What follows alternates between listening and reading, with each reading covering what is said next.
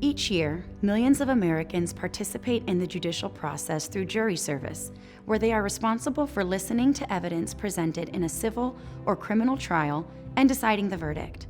But why is jury service so important? Well, because it ensures the law is applied fairly and justly.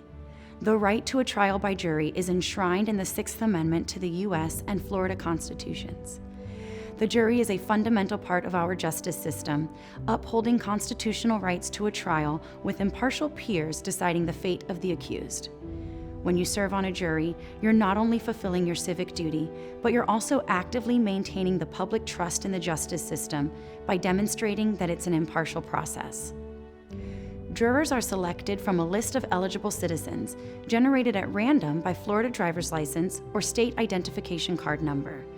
The resulting list of potential jurors represents a cross-section of the community where the trial will be held. The potential jurors are mailed a jury summons. The summons notifies them when and where to report, along with a unique juror number and other details about their service.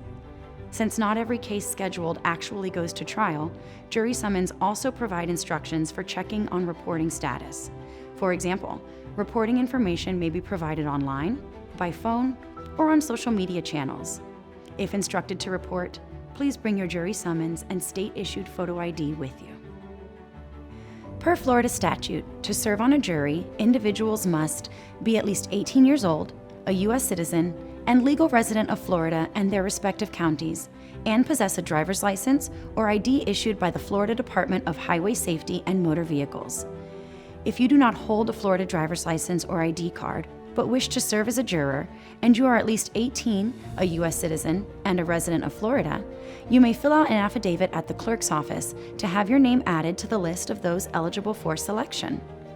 Although it is a great honor and responsibility to serve as a juror, there are a variety of reasons potential jurors may be excused per Florida statute.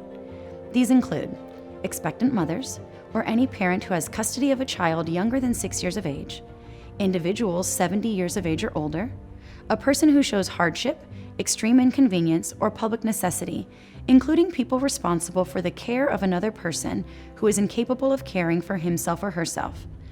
People with disabilities are entitled to the provision of reasonable accommodation and assistance by the court to participate in the proceedings at no cost. Anyone with a personal stake or a conflict of interest in the issue to be tried. Full-time federal, state, or local law enforcement officers or such entities' investigative personnel shall be excused from jury service until they choose to serve. Not everyone is eligible to serve on a jury. A person is ineligible if they are under prosecution for any crime, or have been convicted of a felony in Florida, or convicted of a crime in any federal court, or any other state, territory, or country of a crime that is considered a felony in Florida, unless their civil rights have been restored. Our elected officials or court personnel, including the governor, lieutenant governor, cabinet officers, clerks of court, and judges. Leading up to and during the trial, there are several key roles to be aware of. The judge presides over the proceeding to ensure that order is maintained and is responsible for the conduct of the trial according to the law. The judge is also responsible for sentencing convicted criminal defendants. In jury trials, the judge instructs the jury on the law as it applies to each case. In most counties, the clerk of court is responsible for facilitating the jury process and is involved in many functions, such as the initial random selection of jurors called, summoning jurors, managing exemptions, and compensating jurors. Clerks are also typically responsible for documents, court records, and physical evidence entered into the trial, and swearing in members of the jury and witnesses. The bailiff is a sheriff's deputy assigned to the courtroom and will be present whenever the court is in session. The bailiff is responsible for maintaining order of the court, following instructions from the judge, and escorting and looking after the jury. The court reporter records court proceedings such as hearings, trials, and depositions, and, when necessary, providing a timely and accurate transcription of the proceeding. The defendant and the plaintiff are the active parties directly involved in the case. The person who brings an action against another is the plaintiff. The person against whom the action is brought is the defendant. Attorneys are responsible for representing and defending the clients in court. Typically, both the defendant and the plaintiff are represented by attorneys. And of course, the jury. Jurors are responsible for reaching the verdict in trials and are duty-bound to do so fairly and impartially. The cases that come before a trial jury are divided into two general classes, civil and criminal. A civil trial is among parties who have a dispute and need the court system to resolve it. In a civil trial, the plaintiff is the party who has filed a suit, and the defendant is the party being sued. They're in court to settle the disagreement between them. A criminal trial deals with charges when a crime has been committed. In criminal trials, the attorney representing the state of Florida, referred to as the state attorney, is bringing an action against the defendant or the party accused of violating a law. The purpose of this type of trial is to determine whether or not a state law has been violated by the defendant. Before serving, it may be helpful to understand what jurors may expect from this experience. First, let me assure you that everyone involved in the process is aware of your time and will work to ensure your service is as brief as possible. The Florida legislature states that our courts use the 1 day or length of one trial system. If you are selected for a jury on the day you report, you can expect to serve until that trial is completed. Many cases settle on the day of the trial. However, a complex trial can last for several weeks. If you report for jury duty and are not selected, your service will be considered complete, and you will be recognized as having fulfilled your obligation to serve as a juror for 1 calendar year. While jury service is considered by many to be a civic duty, the court system recognizes that it may interfere with work or other personal responsibilities. Jurors are compensated in accordance with Florida law, and jury payment does not affect unemployment benefits. Jurors who are not employed or are retired or do not receive regular wages from their employer receive $15 per day for the first 3 days of jury service. Jurors who are employed or receive regular wages are not entitled to be paid for the first 3 days of service. Jurors who serve more than 3 days will thereafter be paid $30 per day of service. Your first encounter with the courtroom will be during the jury selection process, also called voir dire, a French term meaning to speak the truth. During this process, the judge may reveal details of the case, and the attorneys will question the jurors to see if there is any reason why a juror may not be impartial. For instance, jurors may be questioned about possible relationships they may have with the parties involved, or if they have any prior knowledge related to the case. It is crucial for prospective jurors to give complete and honest answers to ensure a fair and balanced jury is selected. Do any of you know the defendant in this case? If so, please raise your hand. The record will show 1 affirmative response. Ms. Johnson, can you tell us the nature of your relationship with the defendant? Each side has a certain number of peremptory challenges, meaning an attorney can request excusal of a particular juror without having to give a reason. Each side also has an unlimited number of challenges for cause, where the attorney must explain the reason for requesting an excusal of a juror. The judge rules if the cause is appropriate and decides if the juror is excused. Once the jury is selected, the trial is ready to begin. Attorneys representing the defendant and the plaintiff usually make an opening statement outlining their case. Members of the jury, the state will be calling several witnesses in this trial, and we will also be presenting multiple pieces of physical evidence that supports our case. The defense will argue that this evidence is circumstantial, but we will provide a direct line of evidence linking the defendant to the charges at hand.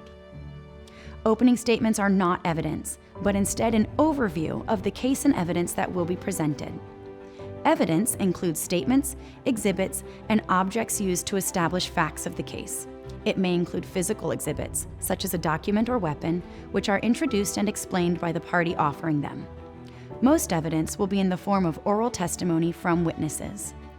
Both sides are allowed to call witnesses and to question the opposition's witnesses.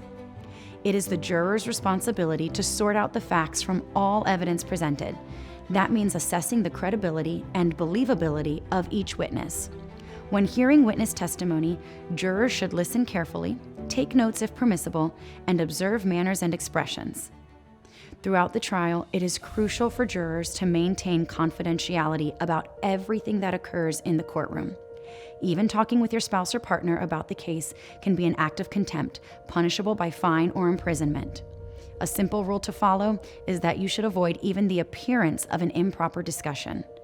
If you believe someone has purposefully tried to talk to you regarding the case, it is your responsibility to notify the judge immediately.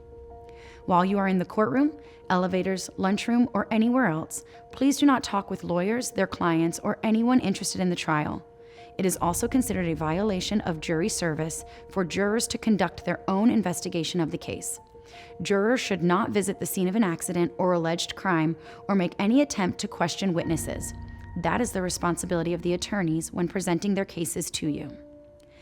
Sometimes during a trial, attorneys will be allowed to approach the judge and hold private conversations.